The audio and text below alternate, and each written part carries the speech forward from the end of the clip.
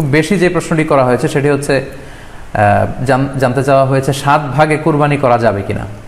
এই ধরনের প্রশ্ন কিন্তু আমরা আগে শুনতাম না। রিসেন্টলি কিছু কিছু স্কলারদের আলোচনা বা এতে করে লোকজন হয়তো বিভ্রান্তিতে ভোগেন কিংবা একটা ধোঁয়াশা তৈরি হয়, ফলে এই প্রশ্নটি করা হচ্ছে। আমরা আবহমান কাল থেকে আমাদের প্রিয় মাতৃভূমি বাংলাদেশে হয়তো ছাগল কুরবানি দিয়েছি অথবা গরু কুরবানি দিয়েছি সর্বোচ্চ 7 ভাগে। সো এটা আমাদের সবার কাছে জানা ছিল, এ নিয়ে আগে সংশয় ছিল না। ইদানিংকালে অনেকের মধ্যে এই বিষয়ে সংশয় জেগেছে। কেউ কেউ বলে থাকেন যে ভাগে যদি কুরবানি দেওয়া হয় 7 জনে মিলে, গরুতে বা মহিষে বা উটে, এই ভাগে কুরবানি হবে না, এটা অনেকে বলে থাকেন। এই কথাটি আসলে ঠিক নয়। আপনি যদি ভাগে কুরবানি দিতে চান এটি জায়েজ আছে, এবং একটি উটে বা মহিষে বা গরুতে আপনি সর্বোচ্চ 7টি ভাগে কুরবানি দিতে পারবেন ইনশাআল্লাহ। এ ব্যাপারে সহিহ মুসলিমের একটি হাদিসকে আমরা এখানে উল্লেখ করতে চাই।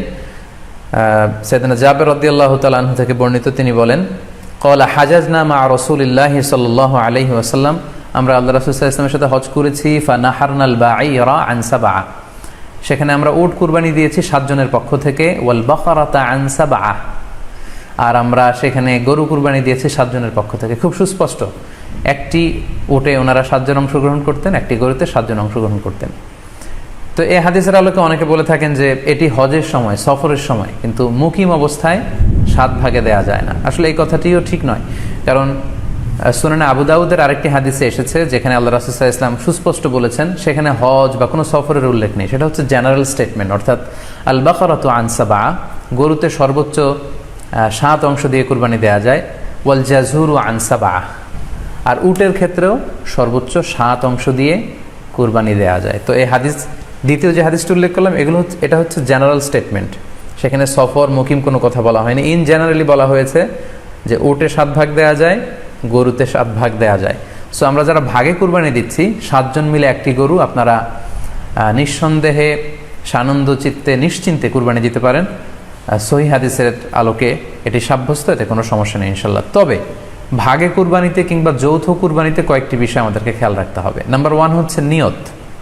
আপনাদের ইন্টেনশনটা ক্লিয়ার হতে হবে। প্রত্যেকেরই যাতে একই ইন্টেনশন থাকে, সবারই যাতে ইন্টেনশন থাকে যে শুধুমাত্র আল্লাহ তাআলার সন্তুষ্টির জন্য আমরা এই কুরবানি দিচ্ছি।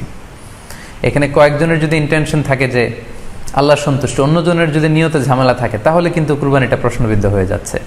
কারণ ইন্নামাল আমালু বিন্নিয়াত, ইয়ানি ইন্নামা সাওয়াবুল আমালি বিন্নিয়াত, সমস্ত কাজের প্রতিদান দেয়া হবে আপনার ইন্টেনশন বা নিয়তের উপর ভিত্তি করে। সো এজন্য যারা খুব বেশি মুখলেস, খুব বেশি মুত্তাকি, তারা অনেক সময় যৌথ কুরবানি দিতে চান না। তাদের সামর্থ্য না থাকলে ছোট একটা ছাগল দিয়ে তারা একাকি কুরবানি দিতে চান। এটা safe, he want to be in the safer side.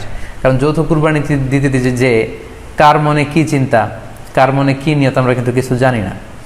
So যদি যৌথ কুরবানি দেন, কুরবানির আগে সবাইকে এটা কনসার্ন করে দেওয়া, রিমাইন্ডার দেওয়া যে ভাই আমাদের কুরবানিটা হবে শুধুমাত্র কেবলমাত্র আল্লাহ তাআলা সন্তুষ্টির জন্য, অন্য কোনো নিয়তের জন্য না থাকে, তাহলে কিন্তু আমাদের কুরবানি বরবাদ হয়ে যাবে। এটা হচ্ছে প্রথম কনসার্ন। 2 নম্বর কনসার্ন হচ্ছে হালাল উপার্জন দিয়ে কুরবানি হতে হবে। যৌথ কুরবানিতে কেউ কেউ যদি এমন থাকে যাদের উপার্জন হালাল না, সেই কুরবানি কিন্তু আল্লাহ তাআলার দরবারে কবুল হবে না। সো এটা খুব গুরুত্বপূর্ণ একটা বিষয়। আরেকটা হচ্ছে লৌকিকতা। লৌকিকতা যদি থাকে তাহলেও কুরবানি কবুল হবে না। যৌথ কুরবানিতে কারো যদি এটা থাকে যে আমার গরুটা সবচেয়ে বড়, আমাদের গরুটা এলাকার সবচেয়ে বড় গরু, এবং সবাইকে বলে বেড়াচ্ছে যে এইবারের গরুটা সবচেয়ে বড় হয়েছে, আমার চেয়ে বড় গরু কেউ দিতে পারে না এই এলাকায়। তো এই জাতীয় যদি লৌকিকতা প্রবণতা কারোর মধ্যে থাকে, তাহলেও কিন্তু তার কুরবানি কবুল হবে না। সো যৌথ কুরবানি যদি আপনারা দিতে চান, এই বিষয়গুলো আমাদেরকে খেয়াল রাখতে হবে।